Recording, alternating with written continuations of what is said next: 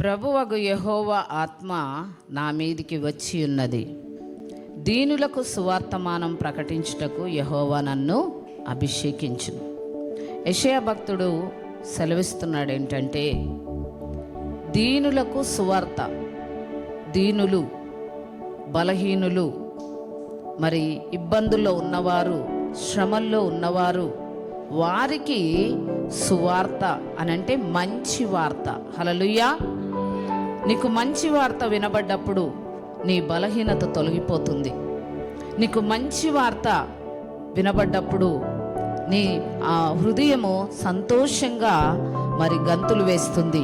అందుకే దేవుని సన్నిధికి రమ్మని ఈ వాక్యం సెలవిస్తుందండి. లోకంలో అనేకమైన శ్రమలండి. ఎవరికి శ్రమలు లేనివి?